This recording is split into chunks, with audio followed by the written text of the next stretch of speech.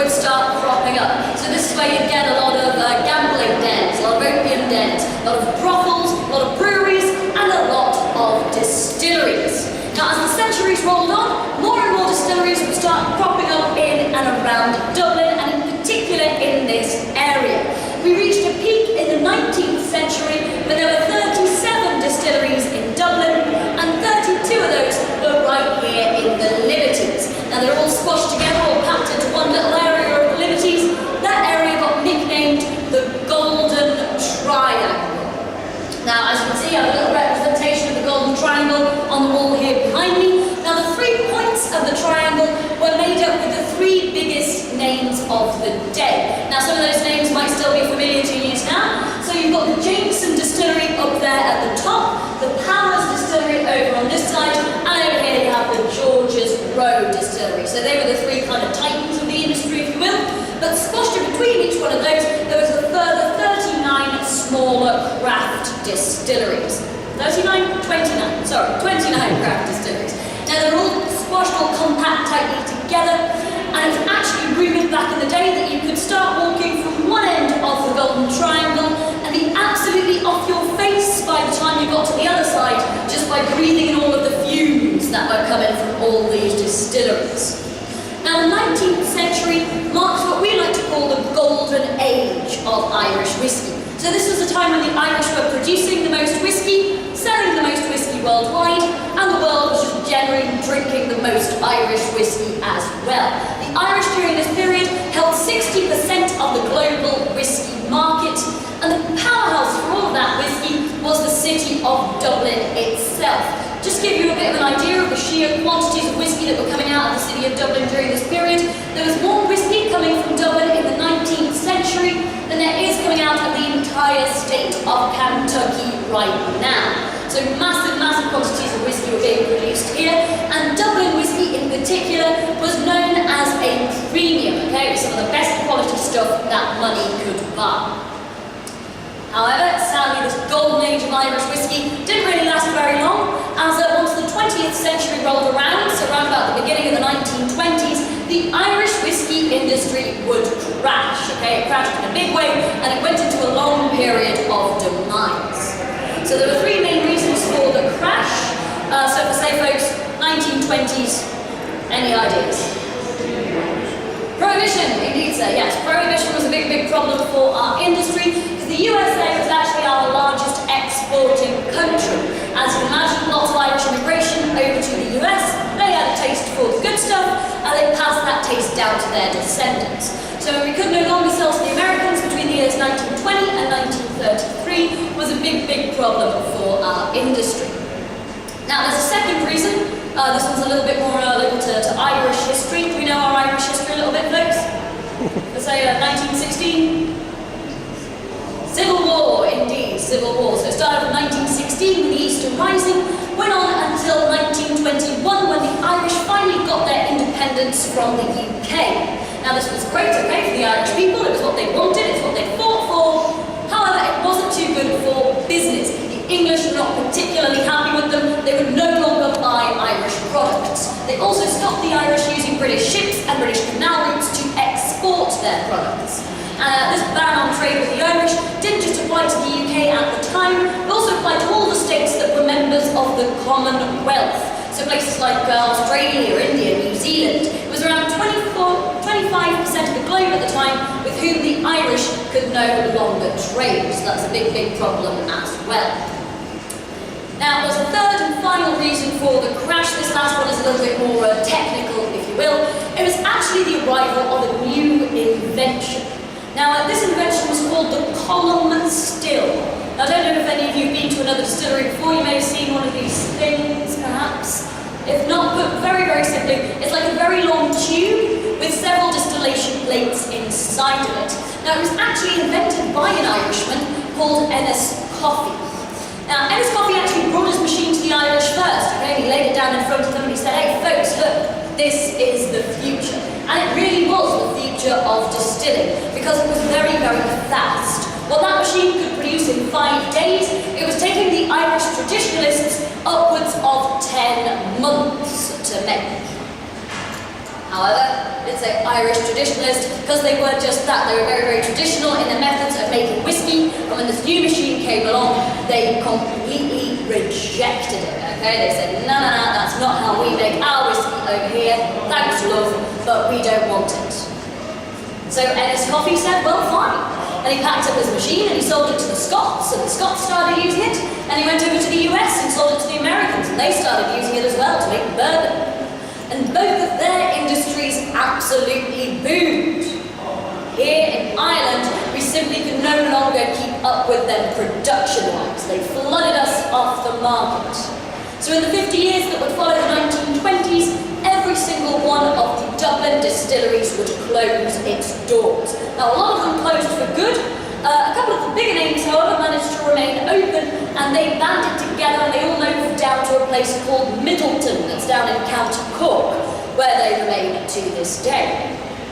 The Irish went from having 60% of the global whiskey market to just 2% of the global whiskey market. The 2% that was left over was actually mainly just the Irish drinking their own whiskey. It's actually kind of impressive when you look at it. It's quite a small country, you have to really go for it. But anyway, very, very sad. However, there's a reason why we're all here today, and that is because, ladies and gentlemen, I'm happy to announce Irish whiskey is back. Okay, it's coming back with a vengeance. It's a nice alternative to the scotches and the bourbons that have been very present on the market in recent years, and two gentlemen who have understood this very, very well are Jack and Stephen Teeling. So Jack and Stephen are brothers, they are our founders. Their family actually has a long history in whiskey making. In fact, they have an ancestor called Walter Teeling, who owned a craft distillery here in the Liberties back in 1782. Now that one closed down at some point during the demise, so there's a bit of a gap in the family then, but they did start making whiskey again back in the 1980s. In 2011, Jack and Stephen's father sold his distillery, but he kept all of his stock, so all of the barrels of whiskey that he had maturing, he kept those and he passed them down to his sons. So this enabled Jack and Stephen to create their own brand, so the Teeling brand in 2012, and in 2015 they opened up their own distillery, which is the one we're in right now. They wanted to bring it back here, back to the heart of the Liberties, where it all began. Now, so far, we are the only actually active distillery here in the city of Dublin. However, since we opened up 3 years ago, there are 6 more distilleries that are either under construction or on paper. So we really are kind of starting a new trend for bringing distilling back to the city of Dublin, where it was once such a massive trade. So, that pretty much brings us to the present day, folks. So what's going to happen? There's nowhere else in the world that has the same provenance and heritage about urban distilling, and in particular urban whiskey distilling in Dublin. Back in the 18th century, when our family first got involved, it was very much a mom and pop operation. From these small distilleries grew the titans of the industry, though it was a very sad day in 1976 when the last still ran cold. All that provenance and heritage and stories and characters was slowly been slipping away. And to be able to open the doors and show people that again is phenomenal. The Liberties was the powerhouse for Irish whiskey. It fell from grace. This area again is undergoing a renaissance. The soft climate produces a soft whiskey that makes it accessible for a new generation looking to get into brown spirits and whiskey in general. We're inviting people actually in to see a real working distillery, so it's not a museum, it's not a pseudo experience. You're actually getting to see behind closed doors what it goes to make world-class whiskey. We do things with much more batches, and there's a lot more hands in the process. Due to the fact we want to make sure anything that we're producing is of a really high quality. Our ethos is all about being respectful to the past, knowing where we come from, but being confident enough to forge a new future.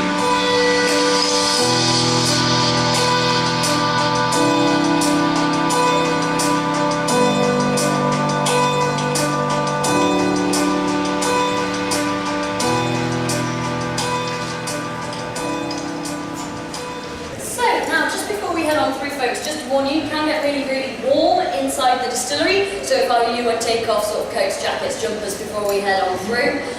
Also, you are more than welcome to take pictures, okay? We don't have any restrictions on photography, so you can snap away to your heart's content. And finally, if you have any questions for me at any point throughout the tour, please don't hesitate to ask, okay? So, welcome to our active distillery. Now I'm going to start off just by telling you a little bit about the ingredients that we're going to use to make our whiskey. So there's three main ingredients in whiskey. Do you guys maybe know what some of those are already? Any ideas? This one. Water? Rye? Not really here in Ireland. No, you can use grains. You can use loads of different types of grain to make whiskey, so you can use rye, you can use corn as well, even though we traditionally use a lot of barley. So I use a lot of barley. So second ingredient there is water, and then the third one is yeast. So you got the barley, the water, and the yeast. So we'll start off with the grains, or the barley. Now, there's a couple of different types of barley that you can actually use to make whiskey. So there's what you call spring barley. So that's the grain that you just find kind of straight off the crop. There's also what you call malted barley.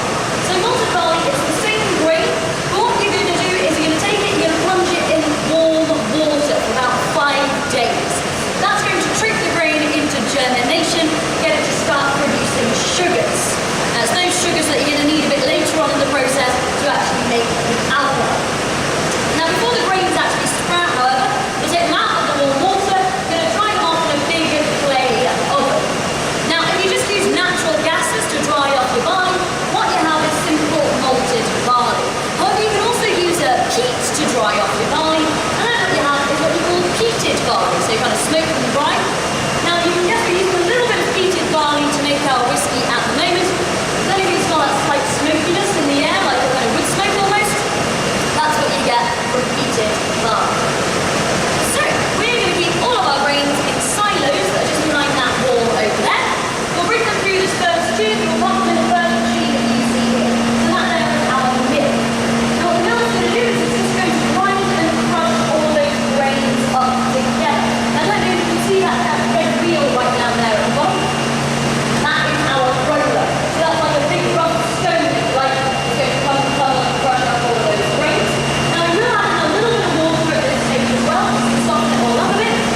Once it's finished doing that, what you have left is essentially a very, very coarse flour that we call our grist here in the whiskey trade. So we'll then transport the grist in a pipe just underneath the feet, and we'll pop it in the second machine over here. So that there is known as a lantern ton. So the lantern ton is where you'll add in the second ingredient, which is going to be our water. So the water that we use here actually comes from an aquifer that's just underneath our feet, and it's the same water source as they would have been using back in the 19th century. So we're going to heat the water up to about 70 degrees Celsius. We'll add it in there with our grist. Now what this machine's going to do is going to mix it all around. It'll mix it all together like that for about 6.5 hours. That's going to extract all the sugars and the starches. My microphone's gone off. Hello? Yeah, that's gone. I'll just shout, it's fine. So, it's going to extract all of the sugars and the starches from our grains. After about 6.5 hours, we'll filter out all of that water, and that sugary water that you have left over, that's known as wort, and that is what we'll be transferring over to the fermenters to continue the process and making it into a whiskey. Now, we don't waste anything here at Teeling, however, and all of the grain that's left over in that machine, now that's known as spent grain. So we can't really use it anymore, but what you can do is you can take it out and we can redistribute it. So we redistribute it to farmers a lot. It makes a very nice cattle feed. It can also be used to make things like dog biscuits as well, so it's quite a useful product. Yeah. Okay folks, so whenever you're ready, gather around. Now, so these here are our fermenters. As you might have noticed, two different types of fermenters here in front of us. So you have the stainless steel fermenters at the back. That's what you find in most modern breweries or distilleries. There's also two wooden fermenters here at the front. Now we like to use the wood here at Teeling. It's a little bit more unusual, but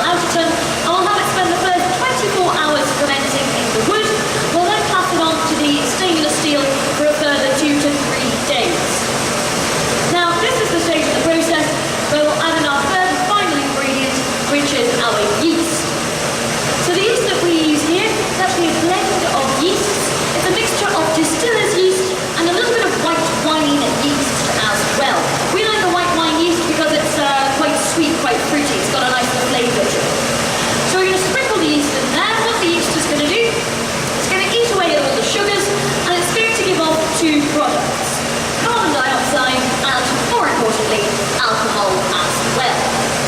Now, up until this stage, as you might have noticed, it's very similar to brewing, quite similar to a beer, what you have in here.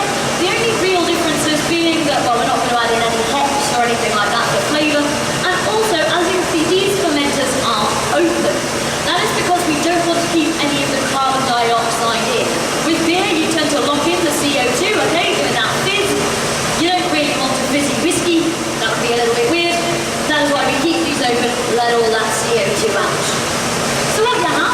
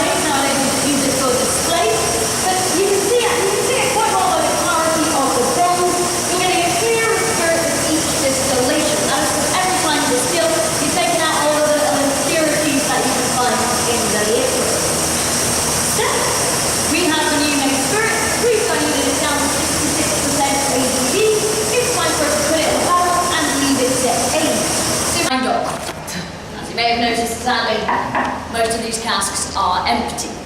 In fact, as a business, I think we'd be in quite a lot of trouble if these were the only barrels that we had. So we don't actually mature here in Dublin, mainly because alcohol is quite flammable. Wood is also quite flammable. Putting the two together and keeping it all in the middle of a city centre is a little bit of a health and safety nightmare. Okay? Now, to you or I, this may be common sense. However, here in Dublin, we did have to learn that the hard way after we had the Great Dublin Whisky Fire of 1875.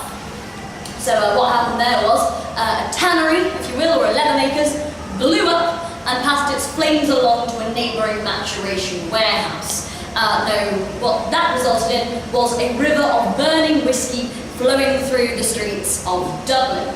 Now the locals, with the best will in the world, originally did try and put the fire out with water. Bad move, okay, don't put water on a liquid fire, just makes it spread even quicker. However, once the fire department got involved, they were very competent and they knew just what to do. So what they did was they got a load of horse manure, so horse poo if you like. They built a big dam of it over the road where the burning river of whiskey was due to come flowing down. So the burning river of whiskey came flowing down, it hit the horse manure, worked really well, okay, the fire was extinguished. However, it didn't stop the flow of whiskey. Whiskey trickled through the horse manure, and what you were left with was a river of poo-filtered whiskey, tanking through the streets of Dublin, or as we lovingly call it here in Ireland, Scotch. Now, sorry, low. Now, just picture the scene. Imagine yourselves there. You're broke, you've lived a very, very hard life. You're living in Dublin, the year is 1875. Would you be that picky with your whiskey? They won't, okay? The locals went out and threw the biggest party that has ever been seen here in Dublin. Now, sadly, we did lose 13 people that day. Not one of them died in the actual fire, however. The fire itself had 0 casualties. Every single one of those 13 people were found dead the next morning of alcohol poisoning. So that is why we do not trust ourselves to mature here any longer. So what we do is we take our new made spirit, we take it up to a place called Green Ore. It's up in County Louth. It's about an hour's drive north of Dublin. That is where we have our real maturation warehouse, and it's out in the countryside, in the open fields. If there were to be a fire, it would be a lot easier to contain. So, this here is our new made spirit. So this is what we got from the last pot still there, Rebecca, and diluted down so it's 66% ABV. Now we have a name for this here in Ireland. In Ireland we call this Puccini. Any of you heard of Puccini? Yeah, some of you would have. Yes, I see, with a knowing smile. Yes. Now for those of you who haven't, you might know it under a different name. It's also known as moonshine, white lightning, schnapps, grappa, eau de vie. Do you have a word for it in Swedish actually? Well, I mean, we have snaps, but that's more like people actually drink it and Oh, okay. enjoy it. Like it's more like 30%, 40%. Oh, okay, right. Yeah, hembränt. Hembränt. It's homebrewed, basically. Yeah, pretty much. Okay, so yeah, hembränt. Yeah, now every language I think has its own little version of this stuff. Now you can actually try some if you would like to. We do serve it at the bar. However, if we're going to drink it straight, we'll dilute it down a bit further. We'll dilute it down to a 52% ABV, just to stay reasonable, you know. But to cask, it's 66. So what we're going to do is we're going to take our Puccini and we're going to pop it into a barrel. Now here at Teeling's, we exclusively use X barrels, so barrels that have already been used before to mature a different type of alcohol. The reason for this is because when you mature an alcohol in wood, part of the flavours of the alcohol will remain locked in the grains of the wood. When you add in your Puccini and let it sit there for a bit, what your barrel's going to do is it's going to breathe. So the wood will expand and contract with changes in temperature. That's what's going to release all of these flavours, come and flavour our Puccini, and over time turn it into a whiskey. Now, this is where you can get kind of creative with your whiskies, okay? Distillery, that's like the sciencey part. This here is the artsy part. Because depending on the type of X barrel you use, you're going to have a different flavour for your whiskies. So I have a few examples here actually from our maturation warehouse. So if you're more than welcome to give them a smell if you would like to. So this one here is an X bourbon cask. We have an X rum cask over here. The one in the middle, that's an ex-red wine, so it's an ex-Medoc.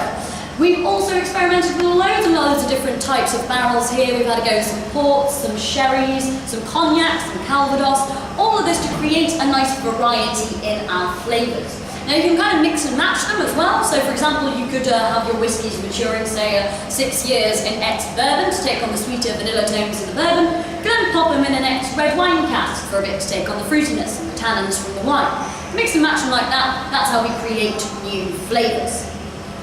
So, after 6 months in a cask, your poutine is going to look like this. Now, it's not quite a whiskey just yet, as you can see, that looks more like a little Chardonnay, doesn't it? Legally, you're not allowed to call this Irish whiskey. In order to be called an Irish whiskey, you must mature your whiskies a minimum of 3 years on Irish soil. Now, there used to be a rule, back in the day, which said that to be called an Irish whiskey, you had to mature your whiskies a minimum of 3 years and 1 day on Irish soil. Does anybody know why they added the extra day? Any ideas? Tax breaks. Tax breaks. That would be really sensible. Sadly, the real reason is not sensible whatsoever.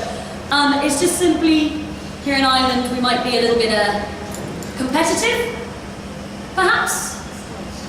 We have some very, very close neighbours, Scots, who matured their whiskies for a minimum of 3 years, and so we wanted to do 24 hours better. So we did actually go to court over this and get the law changed, purely to get one up on the Scots. Now, we have matured a little bit ourselves since then. I think it was taken out of the law back in the 1980s, but it stayed in there for quite a while. Really, really silly.